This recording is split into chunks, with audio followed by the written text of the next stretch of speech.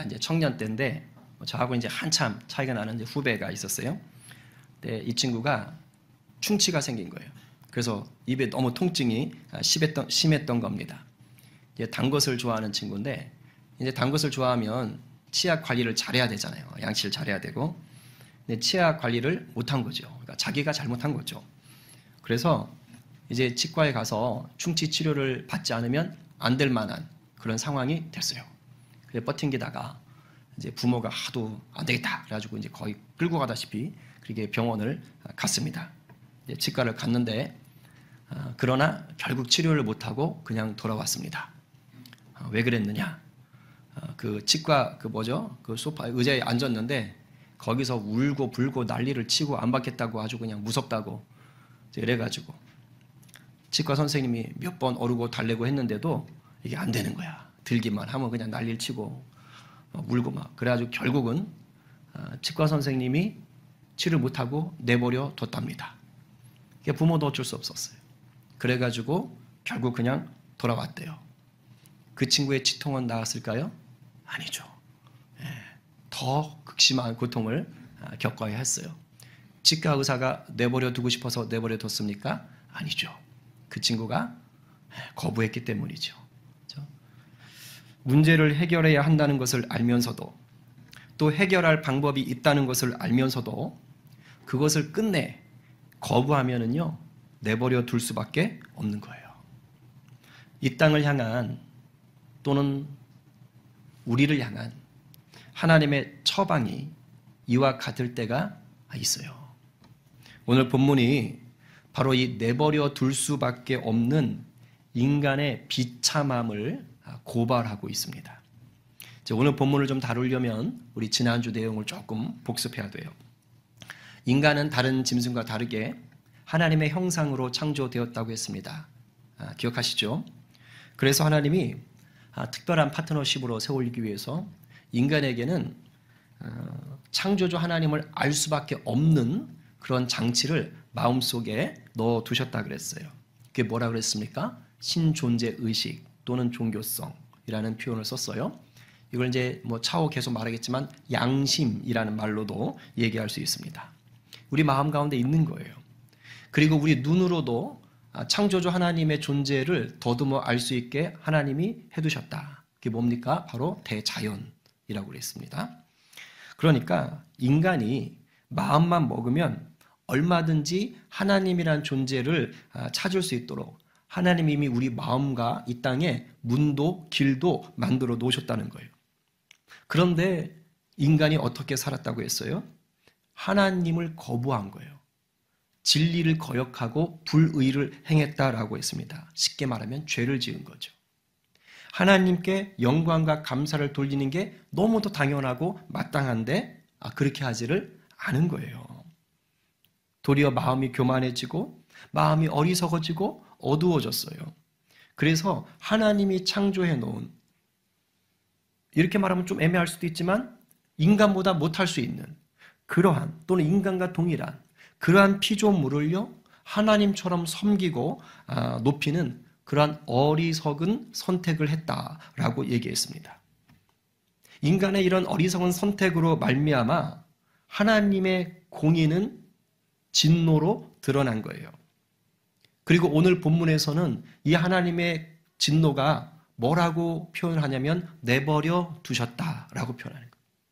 그러니까 하나님이 진노하셨는데 그 진노가 뭐예요? 내버려 두셨다. 절수로는 9절인데 24, 26, 28절에 3번이나 내버려 두셨다라고 반복해서 강조를 하고 있습니다. 근데 우리가 내버려 두시는 게 진노야? 라고 하면 조금 의아해할 수 있습니다.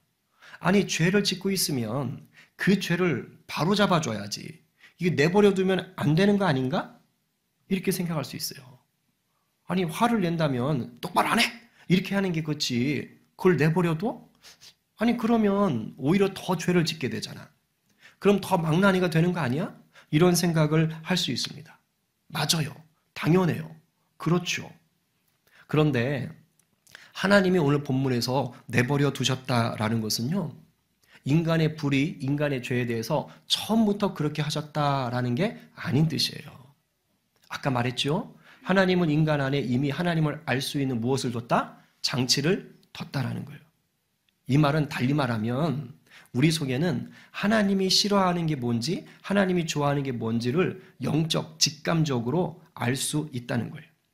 그리고 하나님을 거역하면 벌을 받는구나 라는 것도 이미 우리 속에 알고 있다는 거예요. 이게 영적 본능이에요. 신존재 의식에서 나오는 거예요. 양심을 통해 나타나는 거예요. 이 말을 지난주 본문과 오늘 본문을 한 덩어리로 묶었을 때 32절에서 결론으로 얘기하고 있는 거예요. 우리 한번 다시 읽어봅니다. 그들이 이 같은 일을 행하는 자는 사형에 해당한다고 하나님께서 정하심을 알고도 자기들만 행할 뿐 아니라 또한 그런 일을 행하는 자들을 옳다고 하느니라. 이 같은 일을 행하는 자라고 할 때 이 같은 일은 바로 죄를 얘기하는 거예요. 인간들의 죄악. 그러니까 하나님이 내버려 두시는 진노를 퍼부을 수밖에 없었던 그 죄의 내용들. 이게 이 같은 일인 거예요. 이제 그 위에 있었겠죠. 근데 그 다음 뭐라 그래요? 사람들이 이 같은 일을, 죄를 행할 때 이것이 몰라서 한 게 아니라는 거예요. 벌이 있다는 것을, 심판이 있다는 것을 모르고 한 게 아니에요. 제가 모르고 잘못했는데요? 이게 아닌 거예요. 뭐라 그래요? 이 죄를 행할 때, 이 죄를 행하면 사형에 해당한다고 하나님이 정했다는 것을 알고 있다는 거예요. 알면서 행가요. 하나님의 벌이 있다는 걸 알면서 한 거예요.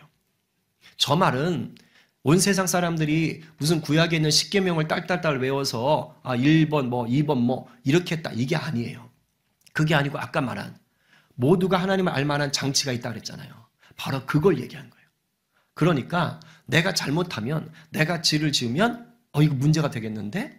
라는 것을 직감적으로 아는 거예요. 여러분 나쁜 짓 해보셨어요? 부모님 몰래 뭘 한다거나 형제들 간에, 친구들 간에. 그러면 자기도 모르게 뭐 할까요? 주위에 누가 있나? 쳐다봐요. 안 그런가? 나만 그러나? 쳐다봐요. 나쁜 짓 할 때는요, 먼저 주변부터 둘러봐요. 왜 그래요? 누가 가르쳐 줬어요?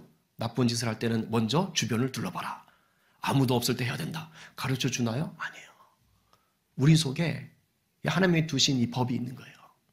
하나님이 경고 이렇게 하시는 거예요. 도둑질 같은 거 나쁜 짓 하잖아요. 그럼 속으로 이런 생각해요. 야, 이거 이러다가 걸리면 나 맞아 죽는다. 이러다 걸리면 아내한테 맞아 죽는다. 아빠한테 맞아 죽는다. 이런 생각이 들 때가 있어요. 자연스럽게. 누가 뭐라고 안 하는데도. 그래서 괜히 찔려. 이거 뭐 하는 거야? 다 마음을 두신 거예요. 하나님이 경고하시는 거예요. 큰 잘못 짓고 나면 뭐 하는 거예요? 야, 내가 죽을 놈이지. 야, 내가 죽어도 싸. 어떻게 이렇게 해놓고 사나. 그래서 저기 마약이 아니고 저기 도박하는데 저쪽이 강원도 저쪽. 거기 상습적으로 못 빠져나오는 분들이 있잖아요. 그분들 스스로가 그런데요. 내가 죽을 놈이야. 제가 죽을 놈이야. 이거 누가 가르쳐 주는 거예요? 아니에요. 하나님께서 두신 법이 그렇게 가르치는 거예요. 하나님 경고하시는 거예요. 그리고 때때로는 회초를 들어서 적절하게 징계할 때도 있는 거예요. 그러니까 하나님이 내버려 두셨다. 이런 진노를 표현하셨다라고 할 때는 이미 그 전에 뭐가 있었다? 여러 차례 하나님이 우리 가운데 경고하셨다는 거예요. 마음에도 경고하셨고 삶 속에서 이런저런 징계로 경고하셨다는 거예요. 그런데도 불구하고 어떤 사정이, 어떤 상황이 됐다? 계속 버팅기고 계속 거역하고 죄를 짓는 거예요. 거기다가 자기만 짓는 게 아니야. 똑같이 죄 짓고 있는 사람들한테 잘한다 하고 박수를 치고 있다는 거예요. 여러분, 나쁜 죄는요, 나쁜 행동은요, 전염성이 강합니다. 그래서 꼭 동업자를 만들어요. 절대 혼자서 나쁜 짓 안 합니다. 해서 좋다 싶으면 꼭 끌어들여요. 엠벙반 사건, 요즘 목사방, 저 깜짝 놀랐어. 목사님들이 그런 걸 한 줄 알고 깜짝 놀랐어. 근데 그게 아니라 그 친구들이 교회 조직 체계로 나쁜 짓을 한 거야. 그러니까 그러면 뭐예요? 사람이 그 짓을 하는 사람들이, 나쁜 사람들이 막 몰려드는 거예요. 이상해. 이게 악의 속성이에요. 그러니까 지금 오늘 본문에서 얘기하는 그대로 지금 살고 있는 거예요. 그럼 대체 어떤 죄를 지었길래 하나님이 도대체 내버려 둘 수밖에 없었는가? 오늘 아까 말했죠? 내버려 두셨다고 3번 얘기했어요. 근데 이거를 전체로 크게 보면 2가지로 얘기하는 거예요. 크게 보면 2가지. 하나는 성적인 타락. 그리고 하나는 그 외에 나머지 엄청나게 수두룩하게 우리가 알만한 죄악들. 근데 이게 논리적으로 보면 뭔가 균형감이 없어요. 왜냐하면 성적인 타락 하나 얘기하고 나머지의 대다수. 의도가 있는 거예요. 뭐예요? 하나님께서 그만큼 이 성적인 타락에 대해서 심각하게 보고 계신다라는 거예요. 먼저는 24, 25절에 넓은 범위의 성적인 타락에 대해서 언급을 합니다. 한번 읽어봅니다. 시작. 그러므로 하나님께서 그들을 마음의 정욕대로 더러움에 내버려 두사 그들의 몸을 서로 욕되게 하게 하셨으니 이는 그들이 하나님의 진리를 거짓 것으로 바꾸어 피조물을 조물주보다 더 경배하고 섬김이라. 주는 곧 영원히 찬송할 이시로다. 아멘. 여기서 조물주는 창조주예요. 그러니까 조물주 되시는 하나님이 영원히 찬양받으실 분인 거예요. 이게 진리다라는 거예요. 지난주에도 얘기했어요. 그런데 사람들이 어떻게 했다고요? 이 진리를 거짓 것으로 바꿨어요. 즉 뭐예요? 조물주가 아닌 피조물로 바꾼 거예요.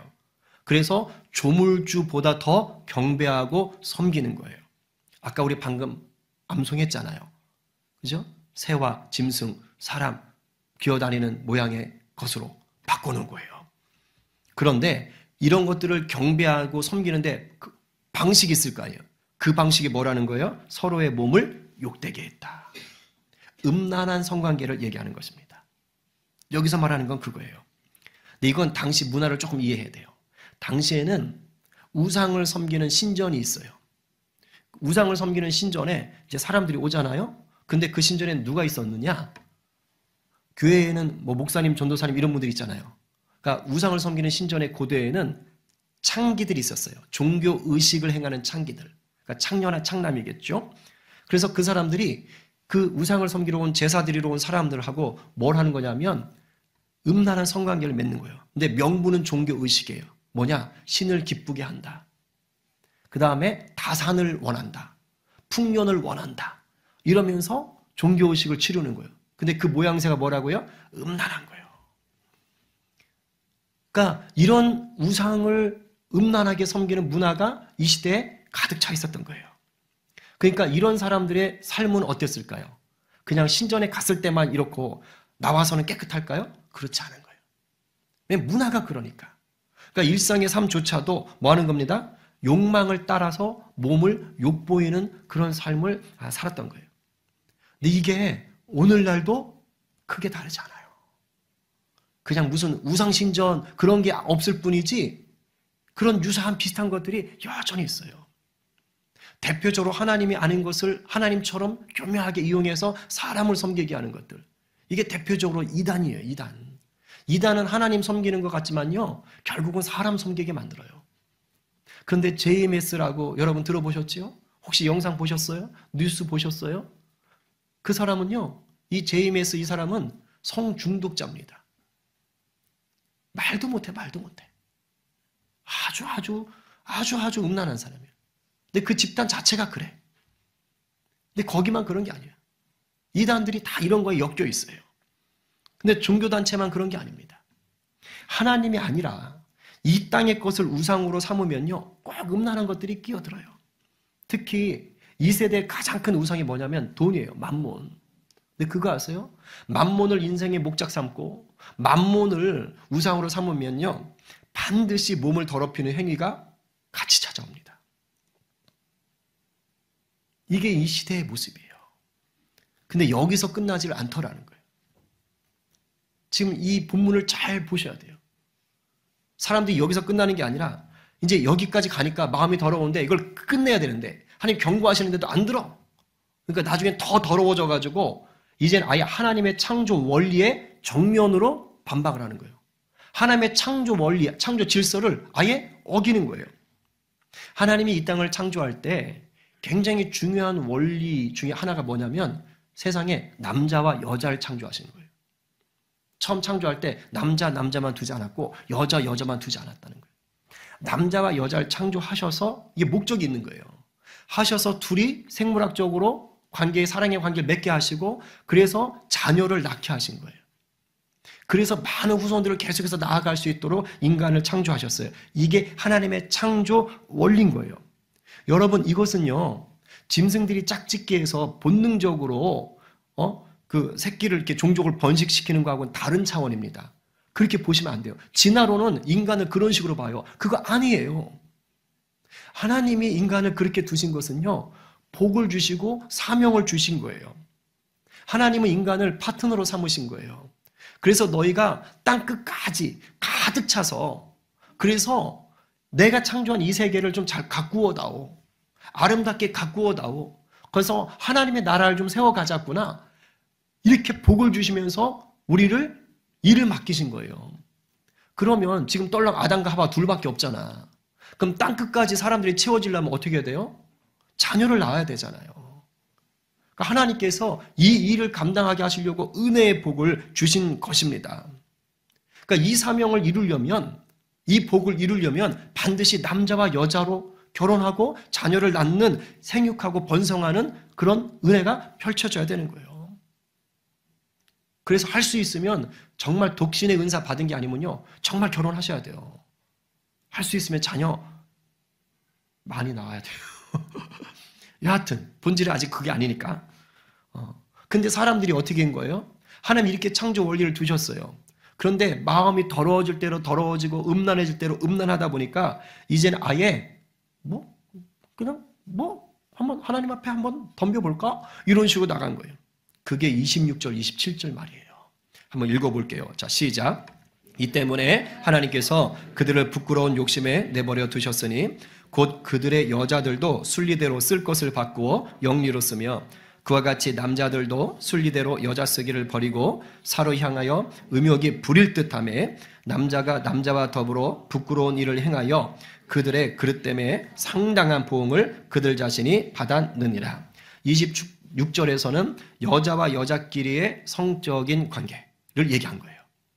그리고 27절은 남자와 남자끼리의 성적인 관계를 얘기해요. 네, 사도 바울이 뭐라 그래요? 부끄러운 욕심이라고 그래요. 그러니까 수치스럽다는 거예요. 부끄럽다라고 표현해요.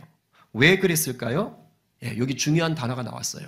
혹시 한 번만 더 보여줄 수 있나요? 순리가 아닌 영리로 취했어요. 영리로. 순리가 아닌 영리. 여기서 순리라는 것은 우리가 흔히 정상적이다, 자연스럽다, 올바르다 하는 거고, 성경적으로 말하면 하나님의 창조 원리를 따라가는 것을 얘기하는 거예요. 근데 지금 영리로 취했다 그랬잖아요. 영리로 썼다 그랬잖아요. 그러니까 영리는 뭐예요? 우리가 흔히 비정상적이야. 어우, 이거 부자연스러워. 불편해. 그리고 이건 잘못됐어. 라고 얘기하는 것들. 성경적으로 말하면 하나님의 창조 원리를 거스르는 거예요. 그게 지금 뭐라고요? 동성애라는 거예요. 여러분, 동성애는 요즘 여러분들이 막 나 사회가 이러니까 요즘 생겼나? 그렇지 않아요. 이미 이거 기록할 때가 2000년 전이잖아요. 그 전부터 있었어요. 아주 오래된 죄악입니다. 그런데 바울이 살던 이 시대는, 헬라 로마 제국 시대는요, 동성애가 죄가 아니었어요. 그런 문화였어요. 오히려 동성애를요, 조장하고 미화시켰어요. 귀족들은, 특별히 남자 귀족들은요, 미소년 아이들을 자기들의 후견자로 세워놓고 그러면서 아예 동성애를 즐겼다 그래요. 그러니까 그게 학자들의 얘기인 거예요. 근데 잘 들어요.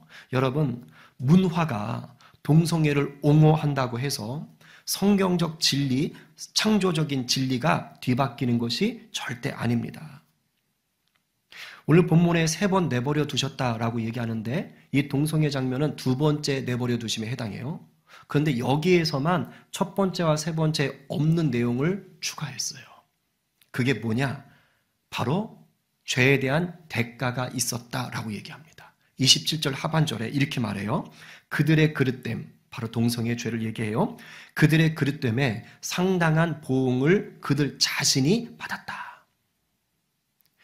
하나님의 창조 원리를 거스른 영리, 그 죄에 대해서 그에 상응하는 대가를 그들이 받았다라고 얘기하는 거예요. 그게 뭔지는 사도 바울이 성경에 밝히지 않았어요. 근데 분명한 건 뭐라고요? 영리의 결과는 그 행위로 인한 대가를 치른다. 이게 있잖아요. 그냥 세상 원리예요. 세상 원리. 제가 쉽게 가르쳐 드릴게요. 순리와 영리가 뭐지? 결정적 차이는 부작용이 있냐 없냐예요. 부작용이 있냐 없냐. 순리는요, 부작용이 있으면 안 돼요. 부작용이 있으면 그건 순리가 아니에요. 부작용이 없으니까 순리인 거예요. 예를 들면 인간은 생물학적으로 언제 자도록 창조되었죠? 낮이나 밤이나. 이러면 위험한 거예요. 그죠? 인간은 밤에 자고 낮에 활동하게 창조되었어요. 그게 몸에 건강한 거예요. 그런데 뭐 여기도 뭐 계시고 하지만 요즘 이제 사업이 하도 산업화가 되고 복잡해지고 아니면 이제 막 미디어에 빠져든 친구들도 있고 한데 그래서 낮밤이 바뀌는 친구들도 있죠. 그럼 어떻게 될까요? 피곤해해요. 근데 이게 하루 이틀이 아니라 만약에 정말 낮밤을 정확하게 바꿔서 산다. 밤에 다 깨어있고 낮에 무조건 자려고 한다. 이런 몸이 망가집니다. 절대 몸이 성할 수가 없어요. 그래서 맞교대를 하거나 삼교대를 하시는 분들이요, 몸이 빨리 망가져요. 왜일까요? 영리이기 때문에 그래요. 그래서 부작용이 있는 거예요. 그러니까 죄다 아니다 옳다 그르다를 떠나서 영리는 부작용이 따르게 되어 있습니다. 여러분 혹시 전족이라고 들어보셨어요? 전족? 여자들 발을 조그맣게 만드는 거? 들어보셨어요? 들어보셨을 수도 있어요. 중국에 있었던 건데요. 제가 요번에 깜짝 놀랐어요. 이게 송나라 때, 그러니까 기원 후 10세기부터 있었는데 무려 20세기까지 몇 년이에요? 1000년. 무려 1000년 동안 전족이라는 이 문화가 있었어요. 여자들 발을 조그맣게 만드는 거예요. 근데 그냥 조그만 신발을 신어서 그냥 고정시키는 그게 아니에요. 전족은. 어떻게 하느냐? 여자아이들이 4살, 5살 됐을 때 우리 뭐 할인이나 이런 애들 이렇게 한다고 생각해봐. 얼마나 끔찍해. 엄지발가락만 놔두고요. 나머지 4개 발가락을 부러뜨리는 거예요. 접는 게 아니고 부러뜨리는 거예요. 그래서 발바닥에 아예 붙이는 거예요. 그래서 헝겊으로 칭여매는 겁니다. 그렇게 살게 하는 거예요. 발가락을 일부러 부러뜨리는 거예요. 그래서 10cm를 넘지 않게 만드는 거예요. 10cm 대충 알죠? 여러분 손바닥보다 조그만 거예요. 그거를 1000년 동안 문화로 유지했어요. 여러분 이거 순리일까요? 영리일까요? 100% 영리죠. 왜요? 정상적인 발을 비정상, 장애를 입힌 거예요. 부러뜨려서 저렇게 만들었다니까요. 부작용이 있을까요? 없을까요? 당연히 있죠. 저것 때문에 나중에 이 잘못돼가지고 폐혈증에 걸려가지고 사망하는 아이들이요. 여럿 있어요. 수두룩했다 그래요. 그리고 일단 저게 고정되면 걸음을 제대로 못 걸어요. 걷는 것 자체가 뒤뚱거리고 아파요. 통증을 안고 사는 거야. 순리입니까? 영리입니까? 영리죠. 그리고 천으로 칭칭 동요매놓고 있으니까 그 잘 안 풀었대요. 악취가 심해가지고. 순리입니까? 영리입니까? 영리죠. 1000년 동안 이어져 온 심지어 저 여자들조차도 저렇게 해야 돼라고 생각했던 문화였지만 저건 순리가 아니고 영리예요. 부작용이 심각했어요. 여러분 동성애를 선천적이다 또는 취향 문제다라고 얘기하는데 그렇다면 이거는 순리적이어야 돼요. 달리 말하면 동성애에 아무런 부작용이 없어야 된다는 거예요. 근데 과연 그렇습니까? 그렇지 않다는 거예요. 동성애 성행위는요 반드시 부작용을 만들어요. 이거 없는 얘기 지어내는 거 아니고요. 제가 음모론 피우는 것도 아니에요. 우리나라의 약사인데 그러니까 전문 의학 지식을 가진 분이죠. 근데 이분이 이제 집사님이세요. 김지연 약사라고 아주 유명한 분입니다. 근데 그분의 이제 방송을 제가 이제 들은 거예요. 근데 그분이 이런 부분에 대해서 정보를 많이 제공합니다. 언론에서는 이런 거 안 나와요. 왠지 알아요? 언론법으로 막아놨어요. 그래서 우리가 잘 모르는 거예요. 근데 이분이 얘기를 하는데 그분 얘기한 걸 참고해서 제가 몇 가지만 말씀드리면 미국 질병관리본부 이거 그냥 누가 카더라가 아니라 한 나라가 얘기하는 거예요. 이 동성애, 동성혼 이런 것들이 이미 퍼져 있는 그 미국 질병본부에서 자기들이 거기 국가기관 홈페이지에 올려놓은 거예요. 미국에서 에이즈에 걸린 남자들 중에 70%가 남성 동성애자들이다 라고 자기들이 통계를 낸 거예요. 여러분, 이렇게 통계 냈다는 건 다른 곳도 양상은 비슷하다는 거예요. 에이즈가 순리입니까? 영리입니까? 영리죠. 절대 순리가 아닙니다. 영국 보건복지부에서 자기들이 올려놓은 거예요. 동성애자들한테 이질의 위험성이 높으니 조심하라. 장갑을 이용하라. 이런 식으로 아예 경고하고 있어요. 여러분, 이질은 영국은 후진국입니까? 선진국입니까? 선진국이죠. 이질은요, 후진국병이에요. 개발도상국병이에요. 왜 그러냐면 대변이 입으로 들어가서 생기는 거거든요. 선진국에 그런 거 없어요. 그런데 지금 이 동성혼이 통과된 나라들에 이런 것들이 다시 번지는 거예요. 영국에서 보건복지부에 자기들이 공개를 해놓은 거예요. 왜 그런지는 아세요? 대변이 입으로 들어가는 거예요. 그런 일을 하는 거예요. 그러니까 조심하라고 하는 거예요. 왜? 정상적인 약이 잘 안 듣거든요. 그러니까 얘기한 거예요. 덴마크하고 노르웨이는 세계에서 동성혼, 동성애 같은 것들이 일찍이 열린 나라예요. 자, 일찍 열렸다는 건 뭐예요? 세월이 갔다는 것이죠. 그러니까 그만큼 데이터가 있는 거예요. 그래서 그 나라에서 재미있는 통계를 하나 소개했대요. 남자와 여자가 결혼한, 참 말도 이게 참 정상적인 결혼, 이러면 또 제가 나중에 이거 걸릴까봐, 이게 누가 시비 걸까봐. 우리 너무 정상적이잖아요? 근데 거긴 정상적이란 말을 못 써요. 전통적인 결혼, 이렇게 말을 해요. 너무 웃기지 않습니까? 근데 어쨌든 그래요. 남자와 여자가 결혼한 부부와 동성끼리 결혼한 부부가 수명을 조사했답니다. 근데 무려 남자와 여자가 결혼한 부부와 동성끼리 결혼한 부부의 수명 차이가 20년 차이가 나요. 동성 부부들이 통계적으로 20년 먼저 죽더라라는 거예요. 여러 가지 요인이 있을 수 있으나 동성인 것을 부인할 수 없는 통계인 거예요. 객관적 자료 드린 겁니다. 더 많아요. 퀴어 축제 난리죠. 여러분, 퀴어 축제 한번 하고 나면 A형 간염이 그만큼 높아진대요. 엄청 높아진대요. 이거는 자기들이 통계를 내서 제시하는 거예요. 왜? 조심하라고. 조심하라고. 순리입니까? 영리입니까? 영리입니다. 근데 오늘날 갈수록 이 동성애를요, 미화하고 이것을 막 조장하는 문화로 계속 가고 있어요. 이런 나쁜 신뢰들은 객관적인 것인데도 불구하고 언론에서 얘기를 못하게 하고 있는 거예요. 그걸 법으로 막고 있는 거예요. 그래서 포괄적 차별금지법이 통과되면 안 된다고 그렇게 얘기를 하고 있는 것입니다. 여러분, 아까 전족 얘기했지 않습니까? 1000년 동안 이어져 온 거? 그 여자 학대 아니에요? 기억하셔야 돼요.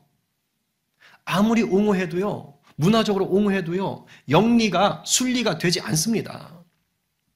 창조의 진리는요, 예수를 믿고 안 믿고를 떠나서 하나님이 세상을 창조한 원리, 순리로서의 원리는요, 예수 믿고 안 믿고 떠나서 사람을 가장 건강하고 평안하게 살 수 있도록 만들어 두신 하나님의 창조 세팅입니다.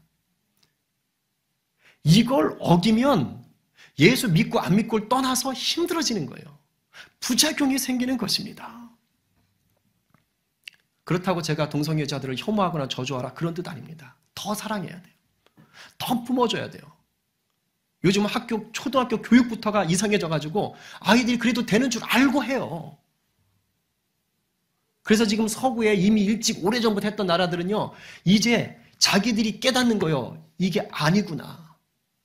그래서 이제 뭐 애기 때는 트랜스젠더 이거 수술 못하게 하자 막. 이제 자기들이 막 수습을 하는 거예요. 자기들이. 안 되니까. 상황이 안 되니까. 여러분들이 성경적 진리를 잘 붙잡고 그것을 살아내고 또 그것을 알릴 수 있는 자들이 돼야 돼요. 문화 따라가지 마세요. 성경의 진리를 붙잡는 자들 되기를 간절히 축복합니다. 아울러 또 다른 하나의 큰 묶음은 뭐냐? 나머지라 그랬죠. 나머지. 상실한 마음대로 내버려뒀다. 여기선 우리 인간이 가진 마음, 입술, 행동이 이게 악한 것들을 만들어내는 거예요. 그래서 내 개인에게, 내 가족이나 이웃에게 아니면 이 사회를 부패하게 만들고 있다. 그것에 대해서 지금 고발해요.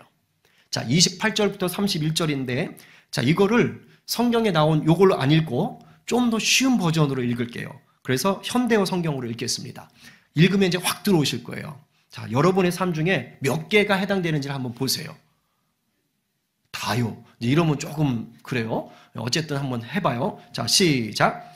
이렇게 인간이 하나님을 버리고 또 인정하지 않자 하나님께서는 그들이 악한 마음으로 생각해낼 수 있는 모든 악한 일을 하도록 그대로 내버려 두셨습니다. 그래서 인간의 생활은 온갖 악과 죄에 빠져서 탐욕과 미움, 질투, 살인, 분쟁, 거짓, 빈정거림, 험담으로 가득 차 버렸습니다. 그들은 비방을 일삼고 하나님을 미워하고 난폭하고 거만하고 허풍을 떨고 언제나 새로운 방법으로 죄 지을 생각을 하고 부모에게 계속 반항해 왔습니다. 그들은 일부러 사물을 곡해하고 약속을 아무렇지도 않게 어기며 동정심이라고는 손톱만큼도 없는 냉혹한 인간이 되어 버렸습니다. 자, 빨리 몇 개예요? 차마 말을 못해요? 개수 21개입니다, 이거. 우리가 자유롭지 못하지요? 근데 이게 이제 계속, 그냥 이걸 즐기는 사람. 이런 상태가 내버려 두시면. 사도 바울이 이걸 적은 게 뭐겠어요? 없는 걸 적었겠어요? 아니에요. 당시 사회가 그만큼 하나님을 떠나 타락했다는 거예요. 근데 이상하죠. 2000년 전에 적었는데 오늘 우리가 봐도 다르지 않아요. 이상하지 않아요. 왜일까요? 지금 우리 사회도 똑같아요. 그러니까 달리 말하면 하나님이 지금도 여전히 내버려 두시는 진노 가운데 계신 거예요. 그럼 하나님이 왜 계속 이렇게 내버려 두시기만 할까? 왜 내버려 두시는 이 진노를 계속 유지하고 계실까? 1차적으로는 우리가 교만하고 어리석은 거예요. 계속 버팅기는 거예요. 이러면 안 된다는 걸 아는데도 싫어 계속 거부하고 있는 거예요. 그게 1차적인 거죠. 하나님은요, 우리를 바꾸려면 바꿀 수 있지만 그렇게 안 하세요. 강제로 안 하세요. 우리를 로봇으로 만들질 않았어요. 프로그램 집어넣고 넌 이대로 살아라 이렇게 만들지 않았어요. 우리에게 자유의지를 주셨어요. 우리를 사랑해서 우리를 인격적으로 대우하시는 거예요. 그래서 선악과 따먹지 마라 라고 명령하셨어요. 그러나 따먹고 안 먹고는 너의 선택에 달렸다 라고 허락도 하셨어요. 이게 놀라운 거예요. 따먹지 마라, 죽는다 라고 명령하셨지만 따먹고 안 따먹고는 네 자유의지다. 이것도 허락을 해 주신 거라고요. 왜요? 하나님은 강제로 우리에게서 사랑을 받고 싶지 않은 거예요. 우리 마음이 자원하는 마음으로 하나님을 사랑하고 우리 마음이 자원하는 마음으로 하나님 말씀에 순종하기를 원하는 거예요. 내버려 두셨다? 바로 이 연장선상 위에 있어요. 내버려 두시는 거 진노 맞습니다. 내버려 두는 동안 더 나쁜 짓을 더 할 수 있어요. 죄를 더 지을 수 있어요. 그래서 아마 인간이라면 이게 내버려 둘 때는요, 이제 제 끝, 제 폐기 처분 더 이상 상관 안 해. 필요 없어. 이렇게 할 수 있어요. 근데 하나님의 내버려 두심은 그것이 아닙니다. 잘 들으세요. 하나님의 내버려 두심은 고통 속에서도 우리를 기다리시는 시간인 겁니다. 내 사랑하는 자녀가 만약에 나한테 거역을 해서 나한테 죄를 짓고 있으면 부모 마음이 편할까요? 아플까요? 아파요. 너무 고통스럽죠. 한두 번 말해도 안 듣고 때려도 안 들으면요, 나중엔 부모도 어쩔 수 없이 그냥 내버려 둘 수밖에 없어요. 그때 부모 마음이 편해요? 아니요. 아파요. 너무 아파요. 그리고 돌아와 주기를 기다리는 거예요. 하나님이 지금 그런 마음인 거예요. 그 마음이에요. 그래서 아직 최후 심판을 미루고 계시는 거예요. 그러면서 그 기다림 속에 하나님이 그냥 무작정 기다리는 것이 아니고요, 우리에게 돌아올 수 있는 기회를 미리 만들어 두셨어요. 구원의 길을 내놓으셨어요. 진노 중에도 긍휼을 베풀고 계신 거예요. 이 긍휼이 뭐예요? 바로 은혜로 우리를 구원하시려는 예수 그리스도입니다. 신이 인간이 돼서 우리 속으로 들어와서 내가 네 죄 대신 죽었어. 이제라도 돌아와. 라고 말씀하시는 거예요. 이 얘기를요, 지금 오늘 본문 끝나고 2장에서도 계속 죄에 대해서 얘기해요. 특별히 유대인의 죄에서 얘기하고 하나님이 이 얘기를 3장에 가서야 말씀을 하세요. 이렇게 말씀하세요.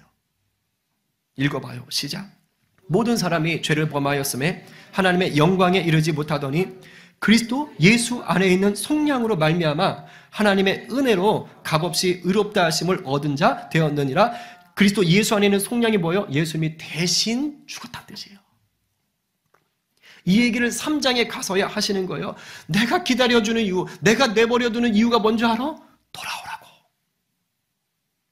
네가 그렇게 싫어서 그러면 그래 알았어. 그래 네 마음대로 해봐. 그러나 돌아오라고. 근데 돌아올 때 어떻게 돌아갈지 모를까 봐 우리 주님이 이미 진노하시기 전부터 뭐 하는 거예요? 돌아올 길을 두셨던 겁니다. 여러분 우리가요 하나님의 내버리심 속에서 어리석게 행동할 때 있어요. 부모가 싫어하는 줄 뻔히 알고 친구가 싫어하는 줄 뻔히 알고 사회가 싫어하는 줄 뻔히 아는데도 죄를 탐하고 즐기고 이게 좋다 이러면서 살 때가 있어요. 그런데요 저도 경험해봐서 아는데요 가끔 가다가 이건 아닌데 내가 이렇게 살면 안 되는데 이런 생각이 딱 들 때가 있어요. 바로 이때입니다. 이게 하나님이 우리 가운데 다시 한번 사인 주는 거예요. 바로 이때가 예수님을 만날 수 있는 골든 타임. 다시 말하면 구원을 위한 카이로스예요. 이게 아닌데. 그때 회개하고 십자가 앞으로 나오면 뭐예요? 하나님이 그래 내가 얼마나 기다렸는데 하면서 다시 자녀로 품어 주시는 겁니다. 여러분 사도 바울이 이 로마서를 쓸 때 로마에서 쓴 게 아니에요. 고린도라는 도시에서 썼어요. 그런데 고린도라는 도시는요 오늘 본문에서 얘기했던 이 많은 죄들이 아주 그냥 서로 경쟁을 하던 아주 죄가 가득한 음란한 타락한 그런 도시입니다. 그래서 고린도 사람이라는 말 자체가 음란한 사람이라는 그런 뜻이 있을 정도예요. 오늘 본문에서 말하는 그런 죄가 가득해. 근데 그거 아세요? 바울이요 이렇게 타락하고 음란한 도시에 가가지고요 복음을 전해요. 하나님이 그냥 내버려 둘 수밖에 없는 그런 지독한 타락에 있는 그런 도시에 가서 바울이 예수 믿으세요. 창조주 하나님의 원리를 따라 삽시다. 복음을 전해요. 근데 어떤 일이 벌어진 줄 아세요? 그 복음을 붙잡은 사람이 나온 거예요. 그래서 고린도 교회가 세워진 거예요. 그래서 이 편지를 고린도 전서라는 후서라는 편지를 보낸 거고요. 그 타락의 땅, 그 어둠의 땅에요. 빛으로 나온 자들이 있는 거예요. 그 죽음의 땅에서 생명으로 옮겨진 자들이 있는 거예요. 놀라운 일이 생긴 거예요. 그래서 사도 바울이 고린도에 편지를 보내는 거예요. 자기가 개척한 그 교회에, 그 타락했던 그 도시에 세워진 교회에 편지를 보내는데 놀라운 말을 해요. 이런 말을 해요. 우리 쉬운 성경으로 읽어볼 거예요. 아까 로마에서 얘기했던 그 죄들이 그대로 있는데 뭔가 바뀐 게 있어요. 자, 찾겠습니다. 시작. 여러분은 불의한 자들이 하나님 나라를 기업으로 상속받지 못한다는 사실을 알지 못하십니까? 속지 마십시오. 음행하는 사람이나 우상 숭배하는 사람이나 간음하는 사람이나 남자로서 몸을 파는 사람이나 동상 연애를 하는 사람이나 도적질하는 사람이나 탐욕이 가득한 사람이나 술에 젖어 사는 사람이나 모함하는 사람이나 약탈하는 자들은 하나님의 나라를 기업으로 상속받지 못할 것입니다. 이게 고린도 사람들의 모습이었어요. 그러나 11절 시작. 여러분 중에 여기에 속한 사람들이 있었습니다. 그러나 여러분은 우리 주 예수 그리스도의 이름과 우리 하나님의 성령으로 씻음을 받고 거룩해졌으며 의롭다함을 받았습니다. 할렐루야. 복음 앞에 반응하고 복음으로 구원받고 복음으로 새롭게 된 자들이 있었다는 것입니다. 고린도에서 말하는 이 지금 죄나 로마서에 써놓은 죄나 다를 바가 없어요. 하나님이 내버려 두실 수밖에 없는 그 진노를 보이셔야 되는 그런 죄인들의 모습이에요. 그런데 하나님의 그 고통스러운 기다림 속에 복음을 듣고 돌이킨 자가 있었다고요. 혹시 지금 우리들 가운데 하나님의 내버려 두심 속에 있는 그 진노 가운데 있는 것 같은 그런 삶을 사는 분들이 계실 수 있어요. 고통 속에 기다리고 계신 하나님의 감추어진 사랑 가운데 지금 거닐고 계신 거예요. 믿음의 눈을 여시면 여러분 앞에 놓여있는 구원의 문, 사랑의 문이 보입니다. 그 문을 열면 우리 주님과 더불어 먹고 마시고 다시 한번 자녀로서의 친밀함을 누릴 수가 있습니다. 저는 오늘이 바로 그날 되기를 소망합니다. 오늘 누가 내버려 두시는 하나님의 진노 속에서도 긍휼을 베푸시는 우리 주님의 손을 붙잡으시겠어요? 오늘 누가 내버려 둔 것 같은 이 세대 속에서, 이 문화 속에서 바울처럼 생명의 복음을 외치며 죽어가는 영혼을 돌아오라고 불러내는 바로 그 한 사람이 되시겠어요? 이 말씀 앞에 아멘으로 화답하며 은혜의 복음 위에 굳게 서기로 결단하는 저와 여러분 모두가 되기를 간절히 축원합니다.